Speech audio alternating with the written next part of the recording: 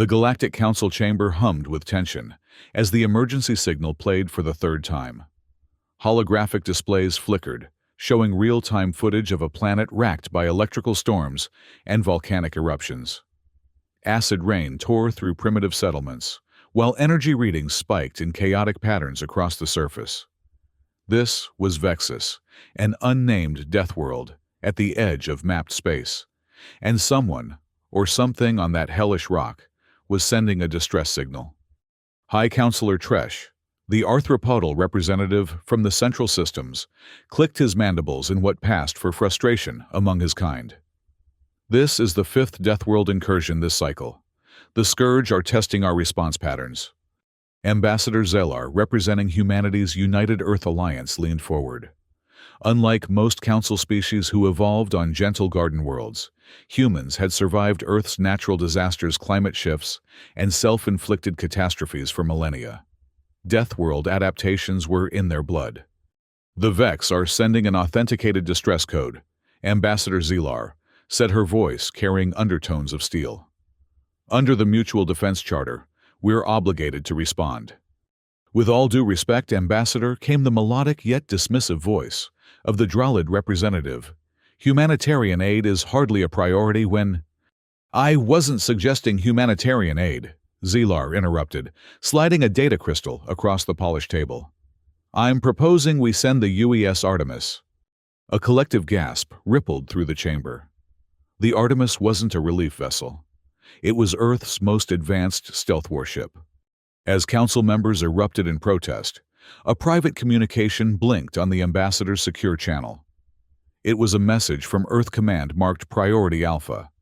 Intelligence confirms Scourge activity near Vexus. If they've identified the living crystal deposits, all Council species are at risk. Artemis deploys in 6 hours. Official mission humanitarian relief. Actual mission prevent Scourge acquisition by any means necessary. Captain Alina Reyes stood at the viewport of the UES Artemis, watching Earth's orbital stations shrink against the backdrop of her homeworld. At 43, her olive complexion bore the marks of missions to Earth's most unforgiving environments. A thin scar across her left cheek from an Antarctic research station. Collapse radiation burns along her right arm from the Gobi nuclear cleanup.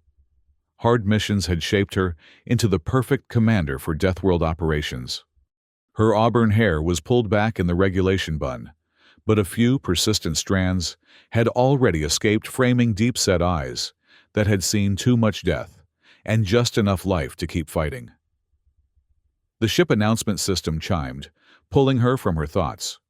Captain, final crew manifest is complete, reported her XO Commander Dawson. The specialists you requested have all been assigned. Alina nodded. Good. I need everyone in the tactical room in 30 minutes. And make sure Lieutenant Zhao is there. I need my weapons specialist front and center for this briefing. The Artemis accelerated smoothly as it cleared Earth's defense perimeter, its experimental shadow cloak stealth system already engaged. To any observer, the ship simply disappeared from both visual and sensor detection. Inside the tactical room, holographic displays showed the Vexus system in vivid detail.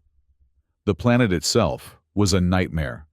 Violent storms covered 60% of the surface, while massive tectonic activity constantly reshaped the remaining landmass. Somehow, intelligence suggested an advanced civilization had not only survived there, but had developed technology worth the Scourge's attention. Alina faced her assembled senior officers. This mission has 2 faces, she began. Officially, we're delivering humanitarian aid to the inhabitants of Vexus, following their distress call. The reality is more complicated. She tapped the control panel, and the display shifted to show an ominous silhouette of a Scourge warship. Intelligence believes the Scourge have identified something of value on Vexus. Something they're willing to exterminate an entire species to obtain.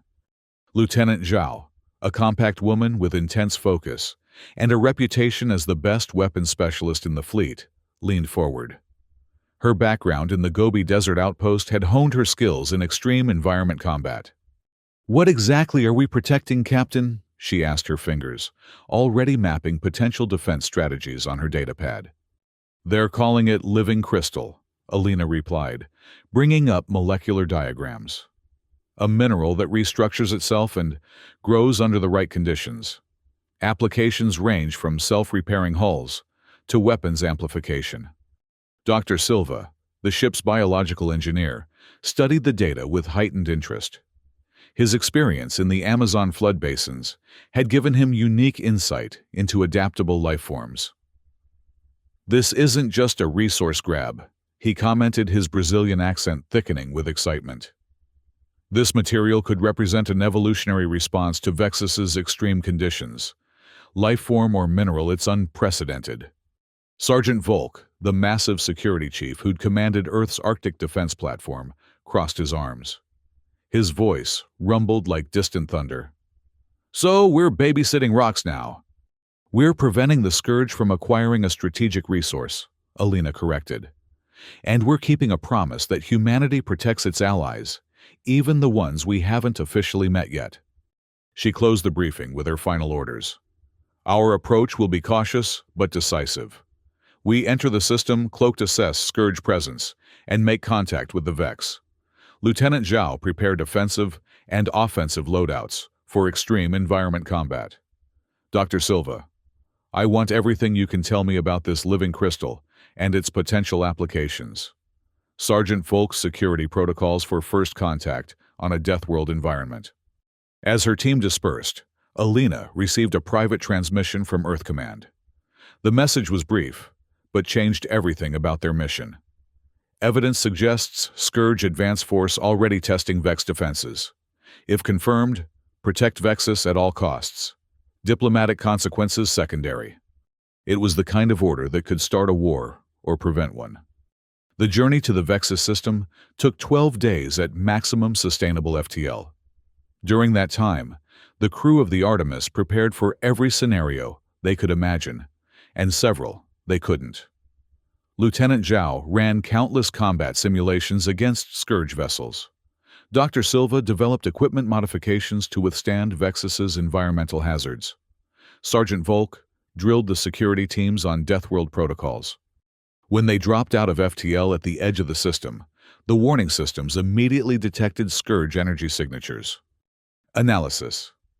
Alina ordered, her voice calm despite the tension lining her face. Lieutenant Zhao's fingers flew across her console. 3 Scourge vessels, Captain. 2 Corvette-class and 1 destroyer. They're maintaining position at the system's edge, likely gathering intelligence.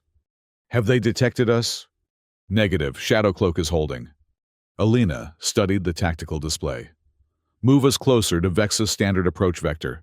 Keep monitoring Scourge communications.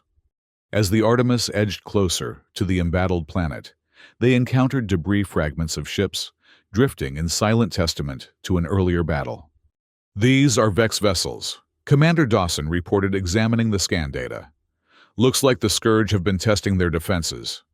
"Any survivors?" Alina asked, though she already anticipated the answer. "None detected, Captain." Alina's jaw tightened. The Scourge weren't known for taking prisoners. "Continue approach. Prepare a landing team. I want boots on ground within 3 hours." Dr. Silva joined her at the command station, his dark eyes reflecting the holographic display of Vexus's surface. "Captain, our scans indicate the Vex have moved their main population centers underground. The environmental conditions on the surface have worsened in the past 48 hours. Atmospheric composition. Breathable with supplements, but highly acidic. Our standard environment suits should provide adequate protection for 6-hour rotations." Alina nodded. "Good. You'll be joining the landing party. I need your expertise on this living crystal." As they prepared for planetfall, the communications officer reported an incoming transmission origin Vexus. "Put it through," Alina ordered. The holographic display flickered, then resolved into the image of a Vex. The alien was humanoid, but clearly evolved for harsh conditions. Thicker skin with a subtle iridescent quality, large eyes adapted for low light, and a reinforced skeletal structure visible beneath translucent portions of its epidermis. "This is Commander Rowe of Vexus Defense. Identify yourselves immediately. Alina stepped forward. Commander Rowe, I'm Captain Alina Reyes of the United Earthship Artemis. We received your distress call and have come to render assistance. There was a pause as the Vex studied her. Human. Rowe stated not a question, but a recognition. Your kind also evolved on a death world. Perhaps you understand our situation better than others would.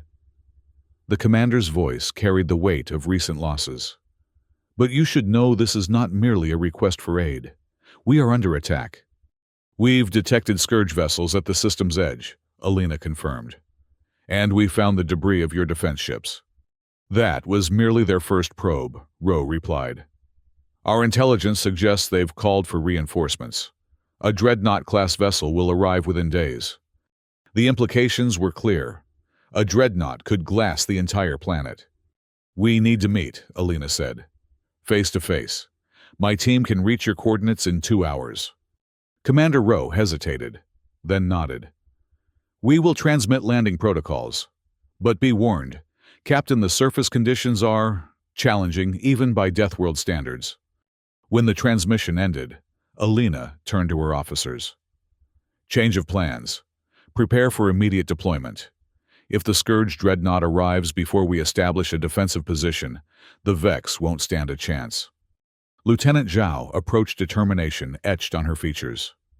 Captain, with your permission, I'd like to bring our prototype shield modulation system. If this living crystal has the properties intelligence suggests, we might be able to integrate them. Do it, Alina agreed. But remember, officially we're here on a humanitarian mission. Zhao's expression hardened. With respect, Captain, I think we're past diplomatic pretenses. The Scourge don't send dreadnoughts for border disputes. Alina couldn't argue with that assessment.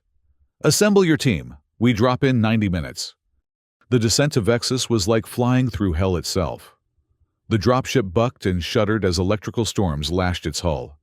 Acid rain created a corrosive film across the viewports, and the atmospheric turbulence threatened to tear the craft apart. Just like home, muttered Sergeant Volk, his massive frame strapped into a reinforced seat. His Arctic training had included flying through Class 5 blizzards, but this made those look like gentle summer breezes. Dr. Silva monitored the environmental readings with professional fascination. The atmospheric composition changes every few minutes. It's as if the planet itself is breathing, adjusting to maintain some form of equilibrium. Lieutenant Zhao focused on the defensive systems. Shield integrity holding at 78%. We're taking more damage than anticipated. Vex landing control is guiding us to an underground hangar, reported the pilot. ETA 3 minutes. Alina felt the familiar tension before a difficult operation, a calmness born from accepting the danger while remaining focused on the mission. Remember, she told her team, we're guests here, but we're also their best hope against the Scourge. Let's find out what we're really protecting. The dropship descended through a massive iris, built into the side of a mountain, the doors sealing behind them as they entered a cavernous hangar. As atmospheric pressure normalized, they got their first clear view of Vex architecture, organic curves, blended with crystalline structures, everything designed to withstand catastrophic environmental conditions. A delegation of Vex waited as the team disembarked. Commander Rowe stood at their center, taller than most of the others, with distinctive scarring across one side of his face, badges of survival on a world that constantly tried to kill its inhabitants. Captain Reyes. Rowe greeted, touching a closed fist to his chest in what appeared to be a formal salute. Welcome to what remains of our civilization. Alina repeated the gesture. Commander Rowe, we come ready to help. Rowe's large eyes studied each member of the landing party before returning to Alina. Follow me. There's much to discuss and very little time. They were led through tunnels reinforced with the same crystalline material they'd seen in the hangar. As they walked, Dr. Silva's scanner hummed continuously as he documented everything he saw. The entire structure is alive, he whispered to Alina. Not just reinforced with crystal. The crystal is integrated with other materials in a symbiotic relationship. Commander Rowe overheard. Your scientist is perceptive. The living crystal is not something we mine or harvest, it's our partner. It grew with us, adapted with us as Vexus became increasingly hostile. They entered a command center where holographic displays showed planetary conditions and the positions of the Scourge vessels. "This is what they want," Ro said, gesturing to a sealed container in the center of the room. Inside was a pulsing mass of crystalline material, glowing with an inner light that shifted through colors as they watched. "The living crystal in its purest form," Ro explained. "It bonds with compatible technologies and enhances them beyond their original specifications. It responds to intention, becomes whatever the wielder needs most." Lieutenant Zhao stepped forward, her tactical mind immediately grasping the implications. "Weapons enhancement." "Among other applications," Ro acknowledged. "But the Scourge would use it exclusively for war. They've already tested our defenses, analyzed our response patterns. When their dreadnought arrives, they'll attempt to extract all living crystal deposits and sterilize the planet." Alina made her decision. "Commander Ro, I'd like to propose an alliance. Not just aid a true military partnership. The Artemis is a warship, not a relief vessel. We were sent here to ensure the Scourge did not acquire your living crystal, but I'm authorized to protect Vexus by any means necessary." Ro's expression was unreadable for a moment. Then slowly, he extended his hand in the human gesture of agreement. A partnership between Deathworlders. Perhaps this was inevitable. As they clasped hands, Alina felt the weight of her dual mission shift. This was no longer about following council directives or even Earth command orders. This was about standing with those who, like humanity, had fought against impossible odds just to survive. "Lieutenant Zhao," she said, "begin integrating our defensive systems with Vex technology. Dr. Silva, work with their scientists to understand this living crystal. Sergeant Volk, coordinate security protocols with the Vex Defense Forces." She turned back to Commander Ro. "Let's show the Scourge what happens when they threaten Deathworlders." The integration of human and Vex technology progressed faster than anyone had anticipated. The living crystal seemed eager to bond with the Earth systems, as if recognizing kindred survivors. Dr. Silva worked alongside Vex scientists, his enthusiasm growing with each new discovery. "It's not merely adaptive," he explained during a briefing. "It's anticipatory. The crystal forms connections based on projected needs, not just current ones." Lieutenant Zhao had already incorporated crystal fragments into the targeting systems of their defensive batteries. "Accuracy improved by 37%, she reported, and the power consumption decreased by half. But the most significant breakthrough came when they tested a crystal-enhanced missile against a simulation of Scourge shields. The missile didn't just penetrate the shield, it adapted to its harmonic frequency and disrupted it entirely. "This could change everything," Alina realized. "If we can disrupt their shields even briefly, we could target their primary systems before they recover," Zhao finished. "A decisive first strike." Not everyone among the Vex was comfortable with the military alliance. The Vex Council, consisting of elders, who had guided their people through generations of environmental catastrophes, expressed concern about sharing their living crystal technology.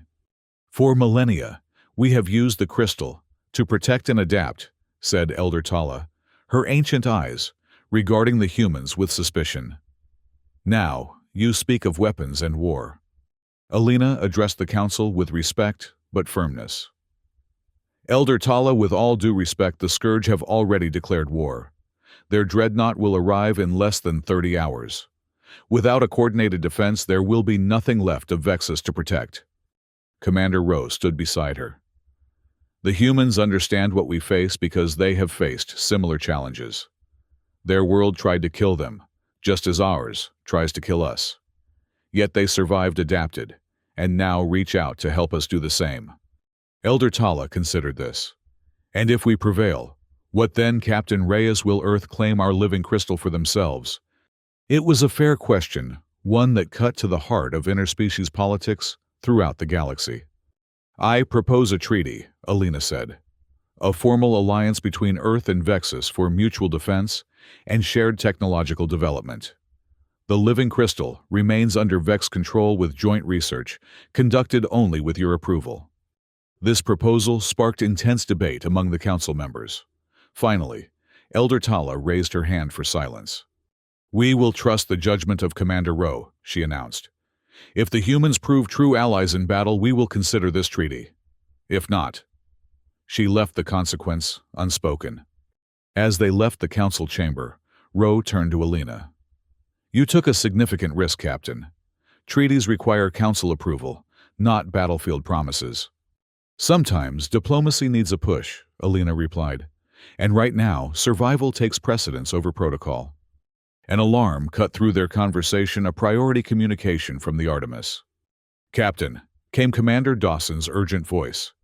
"Scourge reinforcements have arrived earlier than predicted. The Dreadnought is already in system, and they've detected our presence. Stealth systems compromised." Alina's mind raced through tactical scenarios. "Status of our integrated defenses. Online but untested in actual combat. Bring the Artemis into low orbit. We'll coordinate with Vex orbital platforms. All hands to battle stations." As she ended the transmission, she met Rowe's gaze. "It seems the Scourge have accelerated their timetable. Are your people ready?" "We've been preparing for this moment since the first attack," Rowe assured her. "The question is, are your weapons as effective as your words?" Alina's expression hardened. "You're about to find out." The battle began in Vexus's upper atmosphere. The Scourge dreadnought remained at a distance, launching waves of fighter craft and corvettes to probe the planet's defenses. The Artemis, its shadow cloak now ineffective, moved into position alongside Vex orbital platforms. Scourge attack pattern identified," Lieutenant Zhao reported from her station on the Artemis. "They're targeting the orbital defense grid, first standard procedure." Alina nodded. "Let them commit to the approach. Activate crystal-enhanced targeting systems, but hold fire until they're fully engaged." The Scourge fighters swarmed toward the nearest defense platform, energy weapons already firing. At the last possible moment, Alina gave the command "fire." Crystal-enhanced missiles streaked from the Artemis, each one tracking multiple targets with unprecedented precision. The results were immediately apparent. Where standard missiles might have destroyed 2 or 3 fighters, these destroyed entire squadrons. The survivors broke formation, clearly unprepared for the enhanced weaponry.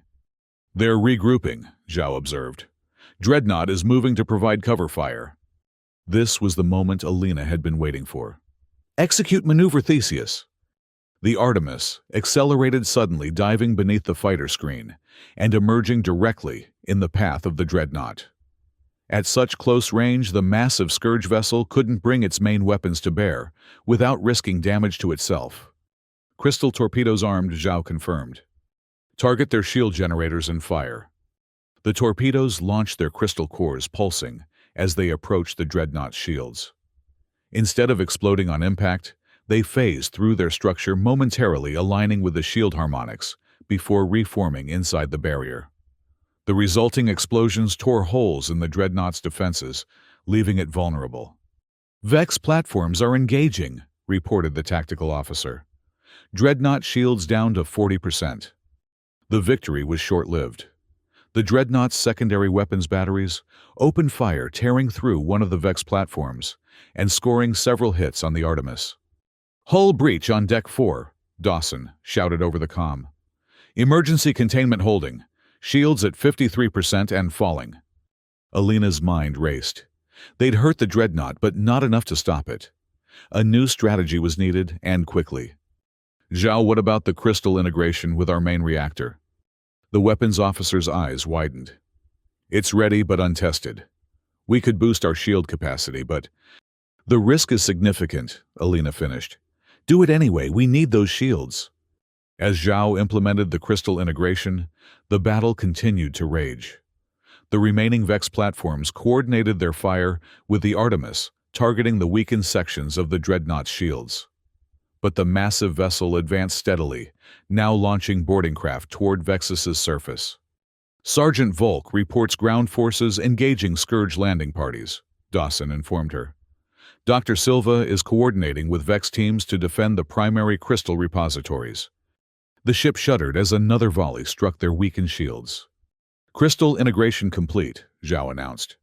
Shield capacity increasing, stabilizing at 75%.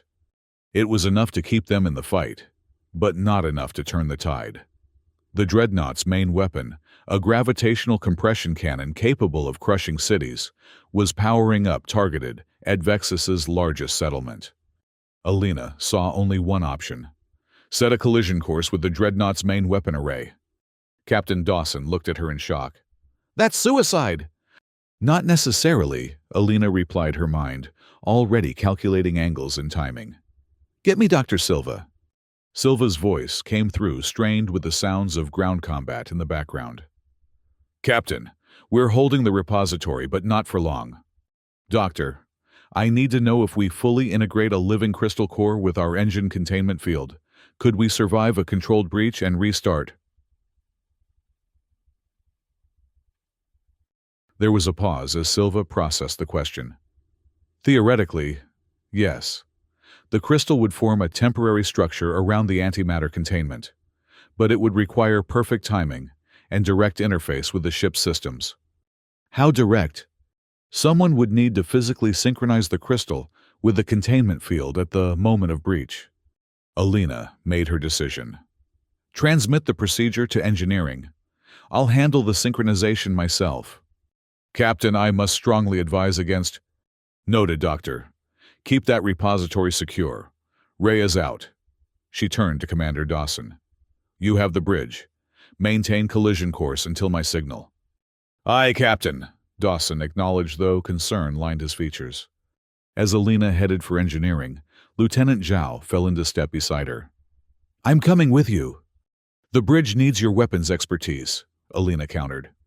Zhao's expression was determined. "With respect, Captain, what you're attempting will require precise modulation of the crystal's harmonic frequency while managing the containment breach. That's my specialty." Alina recognized the logic. "Very well, Lieutenant. Let's hope your calculations are as good as your aim." They reached engineering as another impact rocked the ship. The crystal core, a gift from Commander Rowe, pulsed in its containment vessel, as if eager for integration. "Time to collision," Alina demanded over the comm. 3 minutes, Captain," Dawson replied. "Dreadnought's main weapon is at 80% charge." Working quickly, Alina and Zhao began the dangerous process of interfacing the living crystal with the antimatter containment system. As they worked, the ship's AI displayed their trajectory, a direct course for the Dreadnought's exposed weapon array. 2 minutes to impact, came Dawson's update. Scourge vessel attempting evasive maneuvers. "Stay on them," Alina ordered. "We need clean access to that weapon array."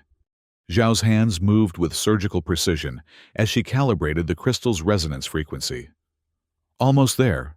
The crystal is establishing connections faster than expected. "It wants to help," Alina realized. "It understands what we're trying to do." "Containment field synchronization at 60%, Zhao reported. "We need at least 90 for this to work." 1 minute to impact, Dawson warned. Dreadnought shields have partially reformed over the weapon array. Alina felt sweat beading on her forehead as she worked. "We need more time. Dawson, execute pattern Omega. Give us 30 more seconds." The Artemis suddenly veered, seeming to retreat before spinning back toward the Dreadnought from a different angle. The maneuver bought them precious seconds. "Synchronization at 85%, Zhao called. "Almost there." 30 seconds to impact.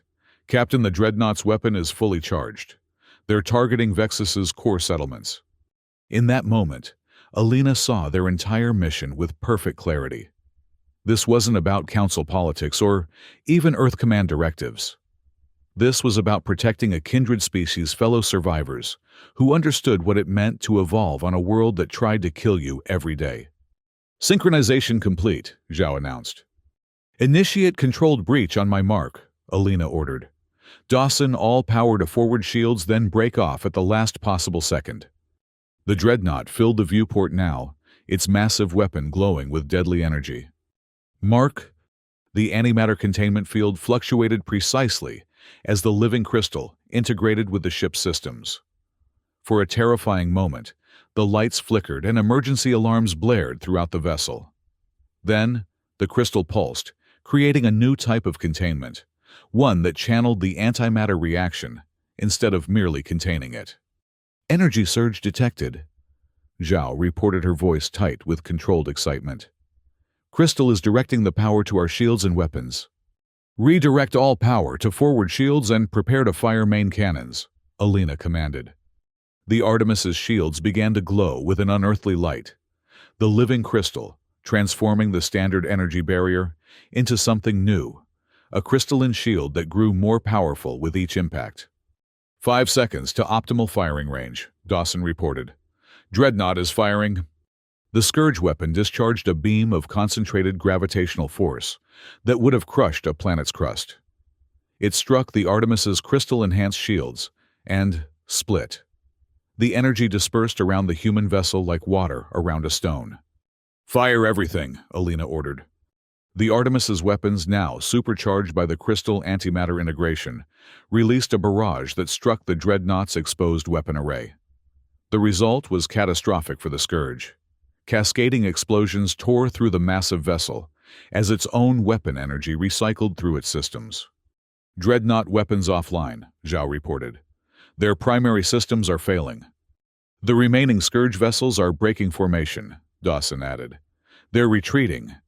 As the enormity of their victory became clear, Alina allowed herself a moment of relief. Stand down from collision course. Damage report. Multiple systems damaged but functional. The crystal integration is stable, more than stable. It's repairing damaged sections. Alina turned to Zhao, whose normally composed features showed equal parts exhaustion and amazement. Well done, Lieutenant. I believe we've just rewritten the technical manual on antimatter containment. Zhao managed a smile. And weapon systems and shields and possibly propulsion. Captain, Dawson interrupted. Incoming transmission from the surface. It's Commander Rowe.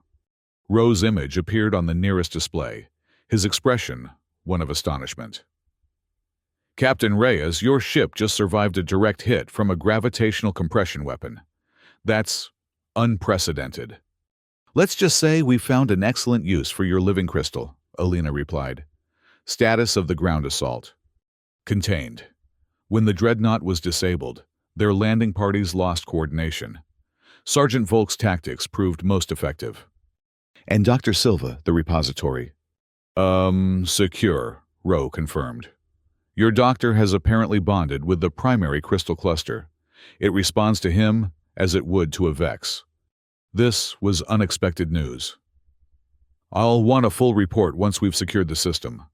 The Scourge may have retreated, but they'll return with a larger force once they report what happened here. Rowe's expression grew serious. Then we have much to discuss, Captain. The Council has witnessed your actions today.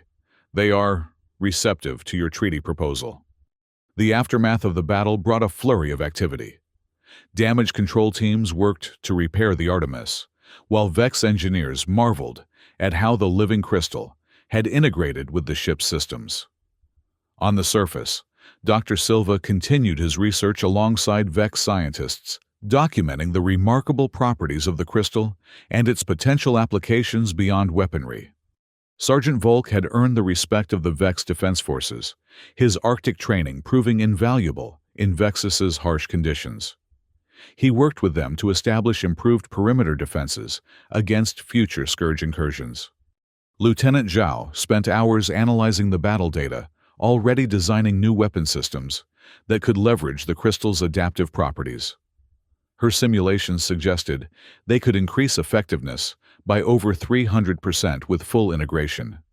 And Alina found herself in diplomatic talks with the Vex Council, negotiating the terms of an alliance that would change the balance of power in the sector. The terms are generous. Elder Tala acknowledged reviewing the proposed treaty. But, I must ask again, what does Earth gain from this arrangement? An ally, Alina answered simply. Fellow Deathworlders who understand what it means to adapt and survive against impossible odds. The living crystal is remarkable, yes, but it's your people's resilience that makes it truly valuable. Commander Rowe added his support. The humans fought for us when they could have simply observed. Captain Reyes risked her ship and crew to protect our settlements.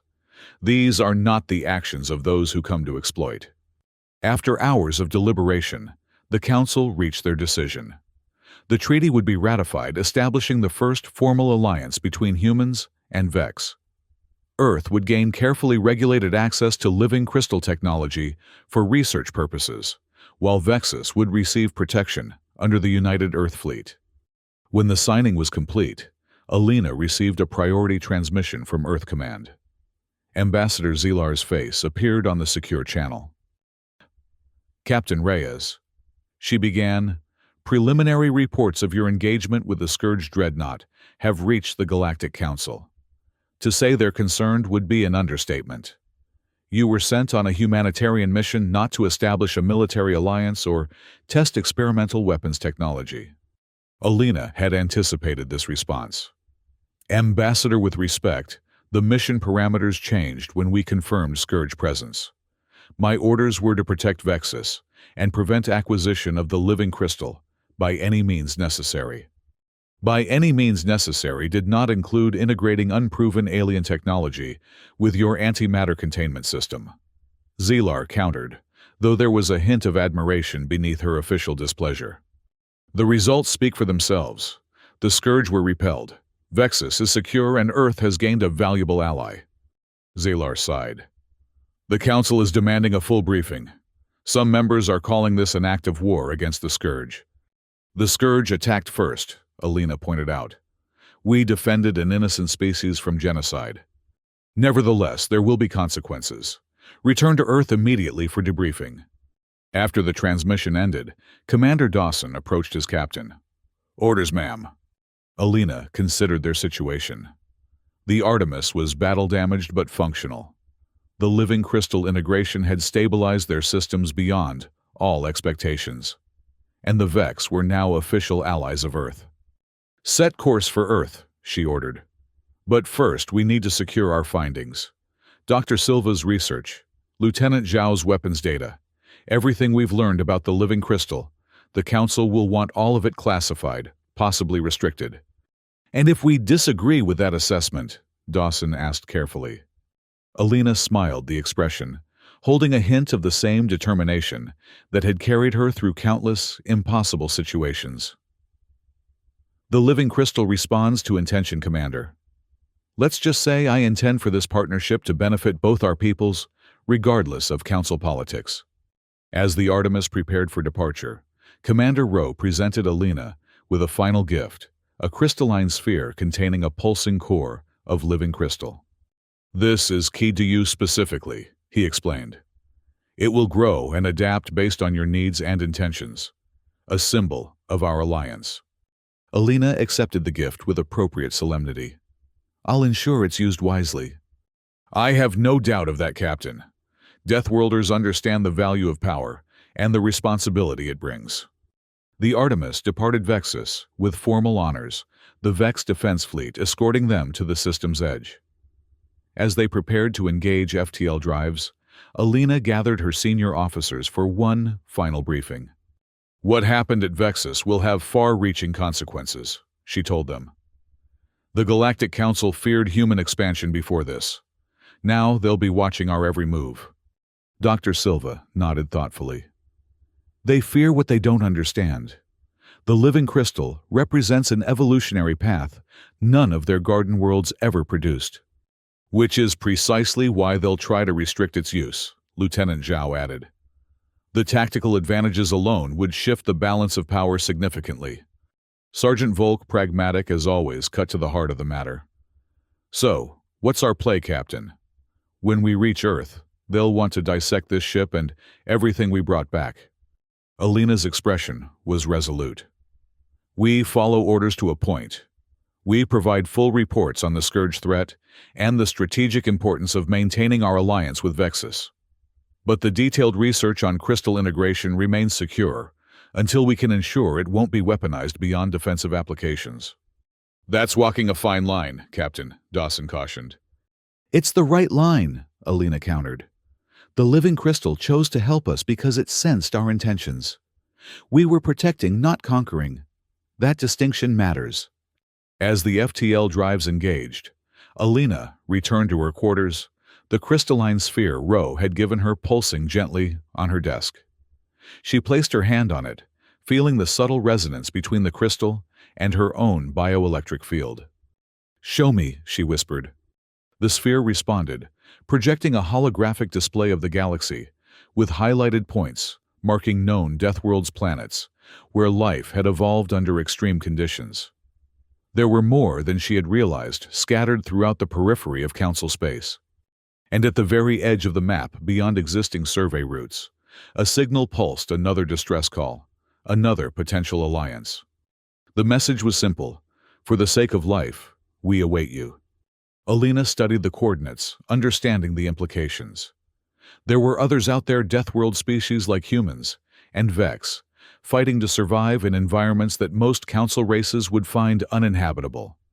Species that understood the value of adaptation, of turning hostile conditions into evolutionary advantages.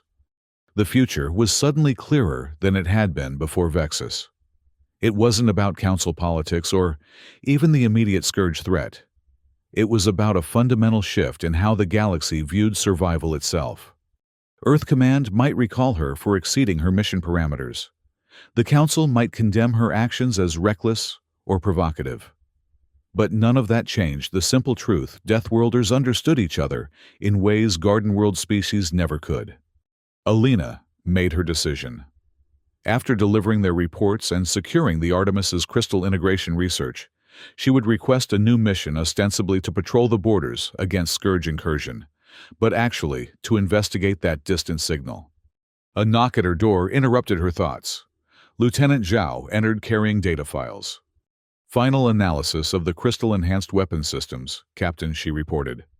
"And something else you should see." She handed over a separate data crystal. Dr. Silva found this in the living crystal's resonance patterns. It's some kind of navigational database, locations of other crystal deposits throughout the sector, many of them on worlds similar to Vexus. Alina examined the data, noting how it corresponded with the map the sphere had shown her. "Keep this secure, Lieutenant. This information doesn't go into our official reports." Zhao nodded, understanding, without needing further explanation. "What do you think will happen when we reach Earth?" "Best case. They recognize the strategic value of the Vex Alliance and authorize continued research under controlled conditions. Worst case, they impound the Artemis and classify everything we've discovered." "And the realistic case?" Alina smiled. "Something in between. But whatever happens, the living crystal has already changed us, changed our ship, our understanding of adaptation, our place in the galaxy. That can't be undone." As Zhao left, Alina turned back to the sphere, watching as it pulsed in rhythm with her thoughts. The crystal was adapting to her, just as she had adapted to countless hostile environments throughout her career. It was the Deathworlder way: turn challenges into strengths, threats into opportunities. The Artemis continued its journey back to Earth, carrying more than just battle scars and scientific discoveries. It carried a new vision for humanity's role in the galaxy, not as conquerors or even peacekeepers, but as bridges between worlds that had learned the same harsh lessons of survival. And somewhere at the edge of known space, another Deathworld species waited, sending their plea across the void. Alina intended to answer. In the silent depths of her quarters, the living crystal sphere pulsed once more, projecting a final image: a network connecting all the Deathworlds with Earth and Vexus at its center. Not an empire, but an alliance of survivors. Not a force for conquest, but a commitment to shared survival. This was the future the Artemis had fought for at Vexus. This was the meaning behind the crystal's choice to help them. And this was the path Alina Reyes now saw before her: a captain, not just of a ship, but of a new understanding between species forged in the crucible of impossible conditions. The Artemis accelerated toward Earth, its crystal-enhanced systems humming with potential. The Deathworlders had found each other, and the galaxy would never be the same.